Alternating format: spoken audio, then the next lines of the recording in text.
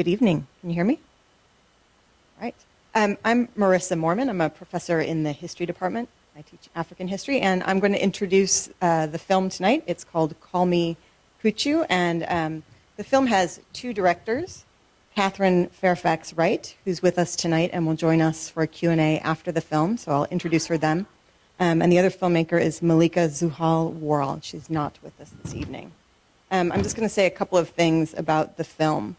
Me Kuchu is a 2012 documentary. It's a very vivid and powerful film about a group of LGBTQ activists in Uganda fighting for their human rights against a local paper and an anti-homosexuality bill looking to out them and incite violence against them. From about the middle of the film, we begin to hear the main activist, David Kato, whose name sadly became a household name around the world after he was bludgeoned to death in 2011. We hear him say, "A luta continua." This means the struggle continues in Portuguese. The activists then use this slogan consistently throughout the rest of the film. This slogan comes from the national liberation struggles in Angola and Mozambique that fought for their independence between 1961 and 1975.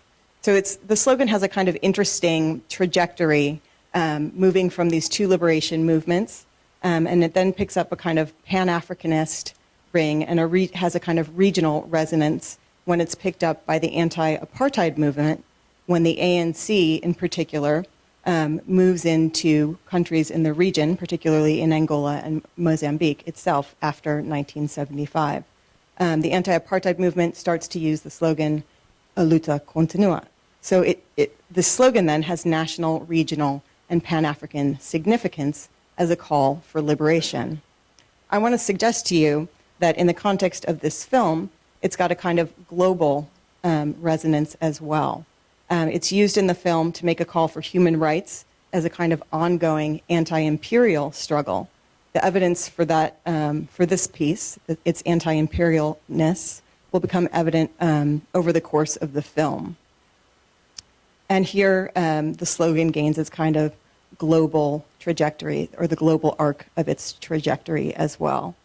We'll also see evidence of the more pernicious side of global networks in the film, something that my friend Sylvia Tamale, who appears in the film, once remembered in a presidential lecture that she gave at the African Studies Association meeting a few years ago, when she talked about how the main street in Kampala, Uganda, in the years just after Kampala's independence, had first been filled with kiosks that used to sell the Heinemann African Writers Series books. So they were full of the literature of various African writers from various African countries, and kind of demonstrated Uganda's commitment to the kind of Pan-Africanist hopes about independence and African identity throughout the continent. Today, she remembered in her presidential lecture, that street is now full of preachers thumping Bibles. So that Pan-Africanist commitment on the part of Uganda's government has been replaced by an invasion of evangelical preachers. So I give you the film.